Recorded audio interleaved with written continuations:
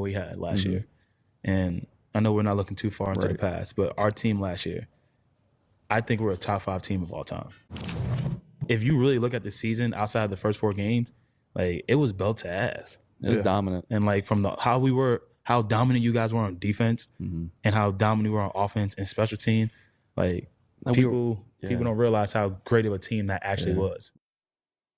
Graziano, you're my resident historian. Is there anything to be said about that? To the Eagles, were they legitimately a top 5 team all time? I would think a top 5 team of all time would have had to have the best record in the league in its season, which the Eagles didn't do. They were exceptional. I mean, there's no question about it.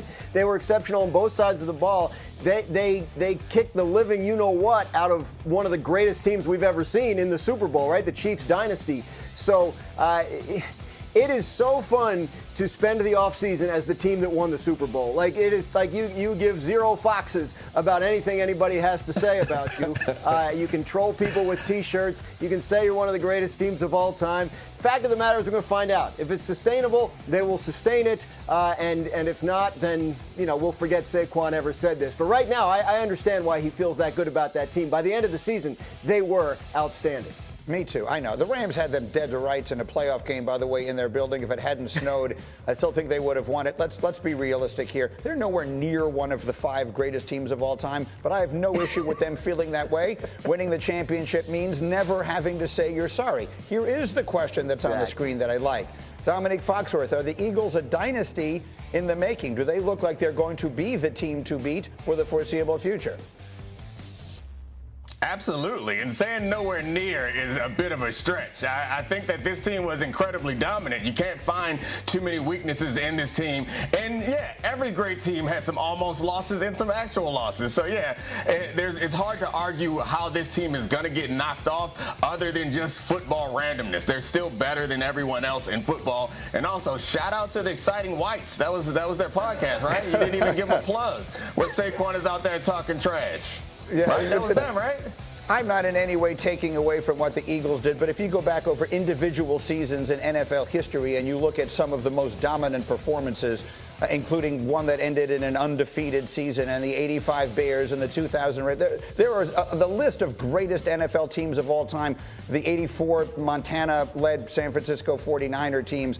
We could pick out individual teams here, and that would end this discussion. So, Mike T, the more interesting discussion is what happens going forward. Would you bet on the Eagles becoming a dynasty here, or whatever would constitute a dynasty in the modern age? No, in fact, Green, if you said to me the field or the Eagles this year, I'm taking the field, and here's why. They lost 3 really good players on the D-line, Brandon Graham, Milton Williams, Josh Sweat.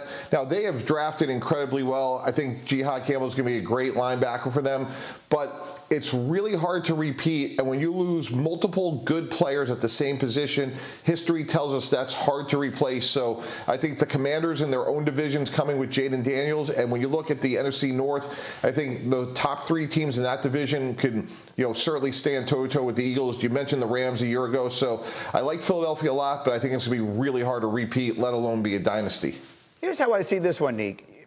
The dynasties in NFL history, we can identify all of them, and they are all identifiable by their quarterback. Now, you could argue that maybe the Steelers of the 70s were really more dominated by defense, but every one of them had a first-ballot Hall of Fame quarterback. Bart Starr, Terry Bradshaw, Joe Montana, Troy Aikman, Tom Brady, and Patrick Mahomes. Those would be the dynasties of modern pro football.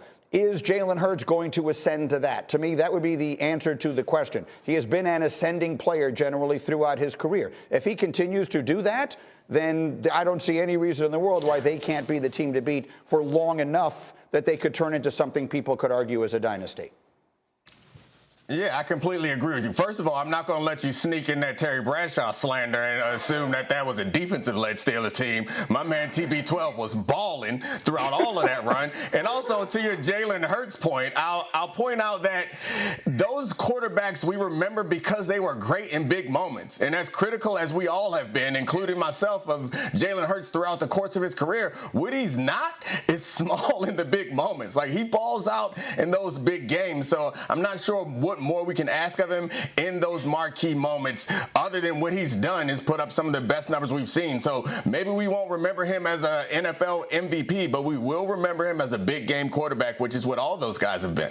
And maybe he will become that. I mean, he's still much closer to the beginning of his career than the end. That's the point. Let's see if he continues to ascend, then I think the Eagles could be the team to beat for a long time. Meanwhile, we're approaching Memorial Day weekend, which is the unofficial start of summer, so it seems like a good time for some bold predictions for the rest of the offseason. By the time we get, let's say, to Labor Day, Graz, give me a bold prediction on the Cowboys. Micah Parsons will sign his extension before training camp without any drama. That's my bold prediction. The Cowboys always take forever to get this stuff done. I say this one's going to be quick and easy. Micah Parsons will be the highest paid defensive player, and there'll be no drama. He's already at off-season work that he doesn't even have to be at. I don't think we're worried about a holdout here. They won't wait until the day of the season opener to announce the big signing this time, Graz? I don't think so. We'll see. Dominique, give me a bold prediction. Well, Graz got too bold. Mine seems not as bold coming in after Graz saying the Cowboys would handle their business without drama, but I'll say Shedeur Sanders will be the starting quarterback for the Browns entering the season.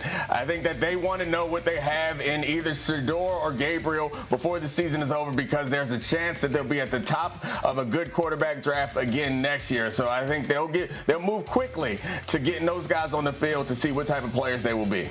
I love that one. Mike T, give me one. Yours, I think, is about Aaron Rodgers. It is. On July 4th, we're going to be talking about two things: Joey Chestnuts and the Nathan's hot dog eating contest. And on July 4th, Aaron Rodgers being a Pittsburgh Steeler finally. Again, Greeny, I don't think there's any way the Pittsburgh Steelers go into the season with Mason Rudolph. When they drafted Derek Harmon in the first round of the draft, I think that was another indice that at some point Rodgers is going to sign. Let's do it on July 4th. I really like the way you pluralized Joey Chestnut's name. That was fun. Jeremy Fowler, by the way, posted on Twitter, Steelers president Art Rooney II, who said on April 1st that the Steelers will, quote, wait not forever but a little while longer for Aaron Rodgers, delivered a similar line on his way out of Wednesday's owners' meetings. He said, a little while longer, I'll say the same thing. The beauty of Graziano of using phrases like a little while is it can mean anything, right? Your definition of a little while and mine could, what do you suppose is theirs?